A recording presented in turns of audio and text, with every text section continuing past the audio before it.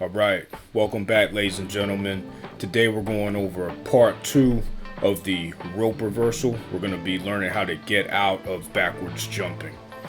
If you remember part 1, all we focused on was the ability to catch the rope mid-air during a frontward jump and then reverse the rope to a backward jump. That's what this looks like in slow motion. If you haven't been able to get this, I recommend you go back to part 1 and learn how to do this first before you learn how to do this next part 2 of the rope reversal. Once you're able to learn part 1, we got to remember that there's some prerequisites for learning part 2 of the rope reversal. The first prerequisite is the ability to do the side swing.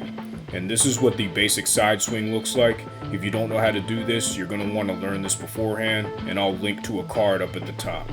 The second thing you're going to want to learn is how to jump backwards. Both of these skills are essential to learning part 2 of the rope reversal.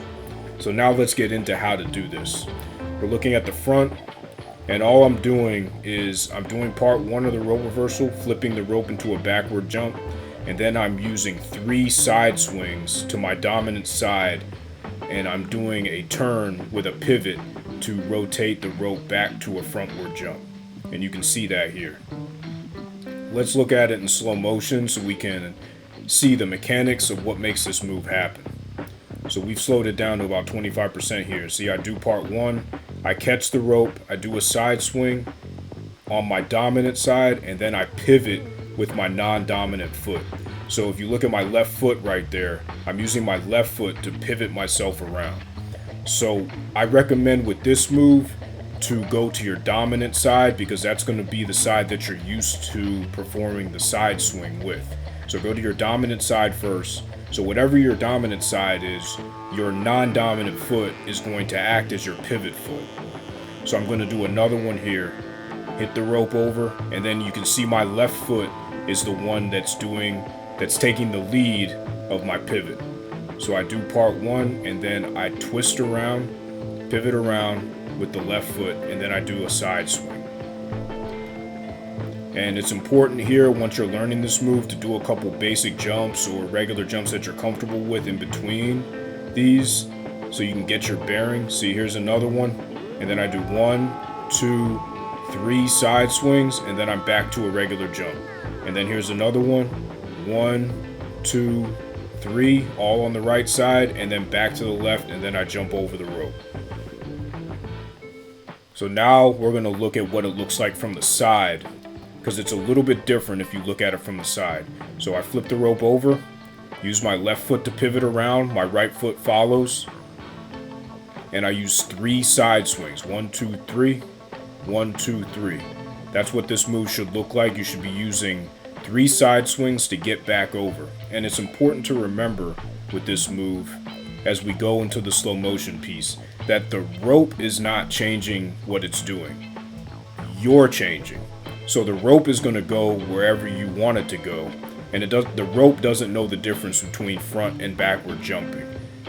What's changing is where you are in relation to the rope. So you're backwards first, and then you're frontwards, and you just need to adjust the rope accordingly. So there's the flip back, 1, 2, 3, step over with your non-dominant foot, take a little breather, get your bearings right. It's really important when you're doing this move, especially when you're learning it for the first few times. Here's another one, flip straight up, 1, 2, 3, and I use my left foot, my non-dominant foot, to rotate and pivot myself around. You can see that, especially with that one right there, that my left foot is the one taking the lead. And my left foot is crucial here in making sure that I turn myself around and I coordinate my side swings with my pivot. That's the most important part of this move, as with most jump rope moves, is coordinating your movements with where the rope is and how you're turning the rope. And after you get done, you want to just cool it down, get your bearings straight. And that's really all this move is about, is coordinating your movements. Now we're going to get into footwork. So this is a zoom in of what the footwork looks like. So as I'm moving around, you'll see that my left foot as I've said over and over again in this video, is the one that's taking the lead with the pivot. I'm staying on the balls of my feet, and I'm staying very light on my feet because I'm doing a lot of movements here. Now, let's look at the footwork in slow motion, and this is the really important piece of this move. So what I'm doing here, you can't really see the rope, but what I'm doing here is that's when I flip the rope back, and then I'm doing the side swings, the 3 side swings. That's when I hop over the rope. So I flip the rope back here, I'm doing the side swings using my left foot to pivot, then I hop back over the rope after I'm done with my side swings. And you just repeat that process. You flip the rope back, and then you use your left foot or your non-dominant foot to pivot, and you just slowly work yourself around and make sure that your foot movements are in relation to your side swings. If those are not synchronized, then it's going to be very difficult to be able to get this move down. So there you see again, my left foot is doing most of the work. I step over. That's when I flip the rope around. I'm doing the side swings using my left foot to pivot. Then I step over again after I'm done with the side swings, and I'm back to frontward jumping. So that's what I want you to remember here.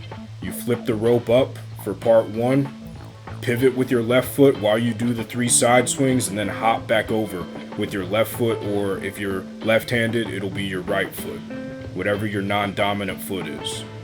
And for people who have played basketball, it's very similar to shooting a layup. If you go up with your right hand, then that means you take off with your left foot. Whereas the exact opposite is true if you're doing a layup with your left hand, then you jump off of your right foot. It's the same exact principle. As always, I appreciate you tuning in for another tutorial. Thank you for the support that you've shown the YouTube channel and the blog thus far. If you haven't already, please hit that subscribe button, hit the bell icon to be notified whenever we drop a new video, share the YouTube channel with your friends and relatives, head over to www.jumpropevet.com, check out the content, get on the mailing list, share that with your friends as well. All the content on there is free. It's free to subscribe to the YouTube channel and the website.